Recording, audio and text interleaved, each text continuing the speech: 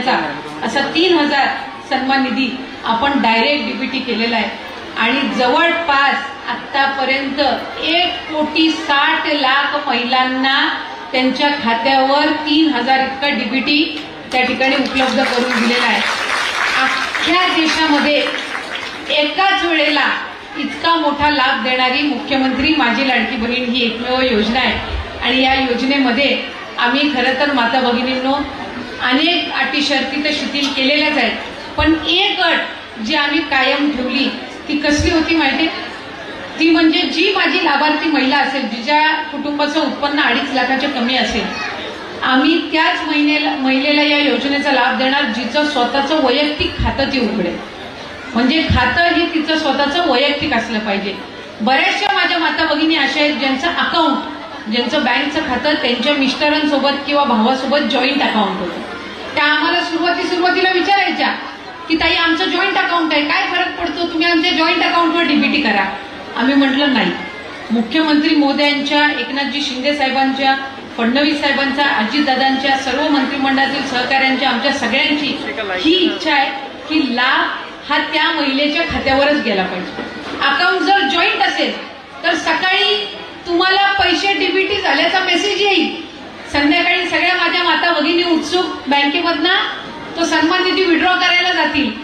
संध्याकाळी विड्रॉ करायला जाईपर्यंत जॉईंट अकाउंट मध्ये तो सन्मान निधी टिकेल काय? किती भरोसा आहे बघा। म्हणून आम्ही अट अशी ठेवली की त्या माता भगिनीचं स्वतःचं वैयक्तिक खातं असलं पाहिजे। तुम्ही मला सांगा, आता तुमच्यापैकी किती जणींना मुख्यमंत्री माझी लाडकी बहीणचा लाभ मिळाला? बहुतांशी सगळ्या, 99% महिला। आता जेव्हा तुम्हाला पहिला मेसेज आला की तुमच्या खात्यामध्ये 3000 डीबीटी झाले, तुम्हाला आनंद झाला नक्की? आता हेच जर जॉईंट अकाउंटवर गेला असता,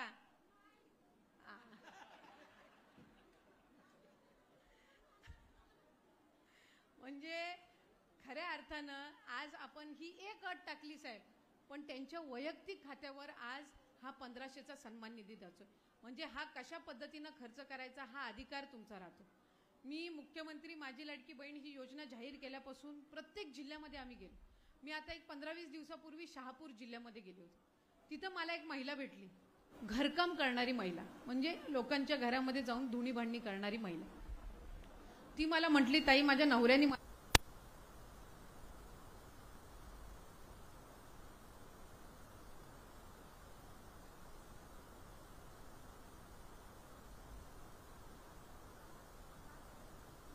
प्रत्येक घरातून 800-900 असे मिळतात, जेमतेम 3,500-4 हजार माझ्या हातात येतात। त्यातून घर खर्च करून मी त्या मुलाची शिक्षणाची फी भरत होती। मला झेपत नव्हतं म्हणून मुलीला मी शाळेतून काढलं।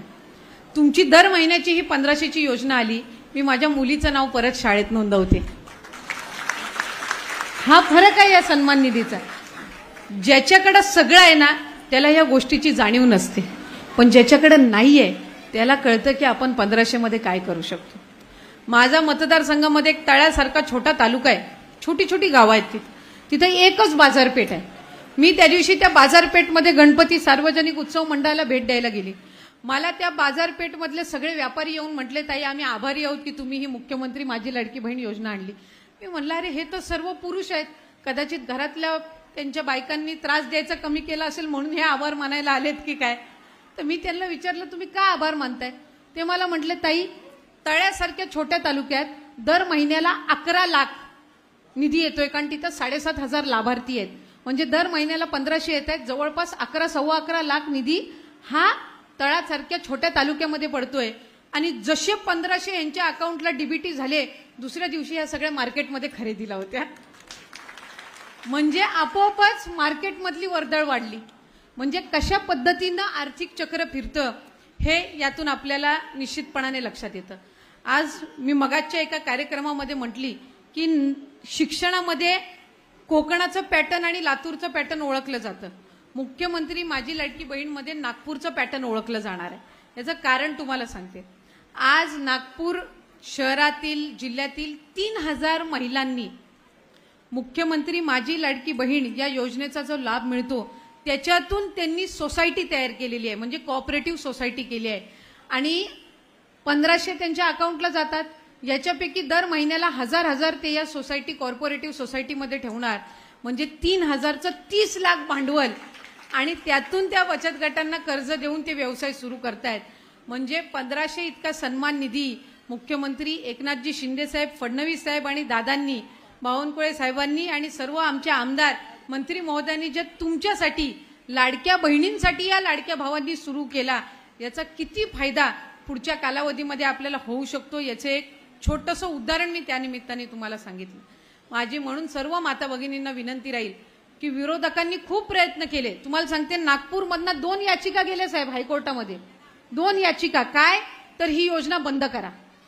ही योजना बंद पाडण्यासाठी विरोधकांनी खूप प्रयत्न केला. महिलांचे खोटे फॉर्म भरून घेतले. का तर ह्यांना जर लाभ नाही मिळाला तर ह्या सरकारवर नाराज होतील म्हणून खोटे फॉर्म भरून घेतले. हायकोर्टात अपील केली की ही लाडकी बहीण योजना बंद करा. तरी पण ह्या सर्व अडीअडचणींवर मात करून महायुतीच्या सरकारनी ही योजना यशस्वी करून दाखवली.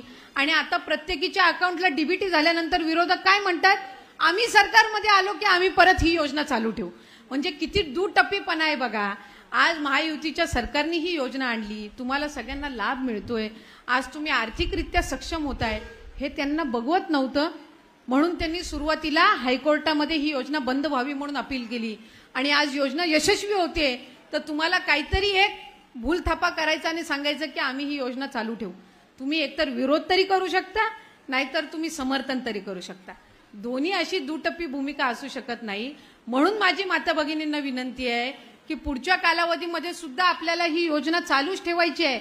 आज अजितदादांनी अर्थसंकल्प मांडत असताना पुढच्या मार्च 2025 पर्यंतची या योजनेची तरतूद करून ठेवलेली आहे.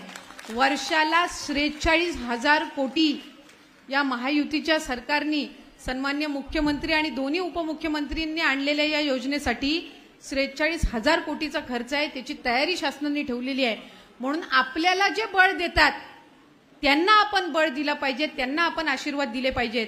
आणि एकदा माता भगिनींनी ठरवलं की आपल्याला या मंडळींना आशीर्वाद द्यायचा आहे तर कोणीही त्यांना पराभूत करू शकत नसतं. आज महालक्ष्मीच्या आपल्या चरणी आपण प्रार्थना करत असतो की तिने आपल्या कुटुंबाला सुरक्षित ठेवावं. तुम्ही सगळे तिचे रूप आहात.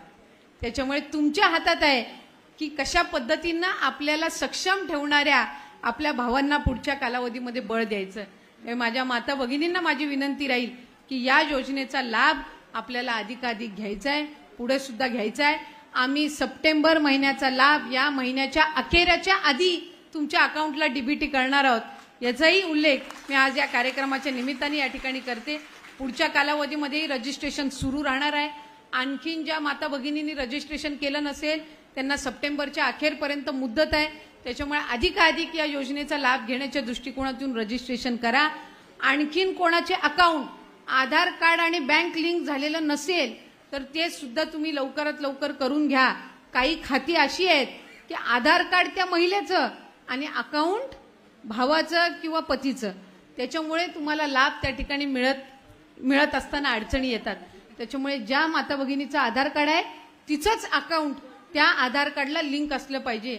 अशा पद्धतीची ही योजना महायुतीच्या सरकारने तुम्हा सगळ्या जणींसाठी आणलेली आहे. मी तुम्हाला सगळ्यांनाच मनापासूनच्या शुभेच्छा देते. आज इतक्या उत्साहात, आनंदात तुम्ही या मेळाव्यामध्ये सहभागी झालात याबद्दल विशेष तुमचे आभार मानून या ठिकाणी थांबते. धन्यवाद. जय हिंद, जय महाराष्ट्र.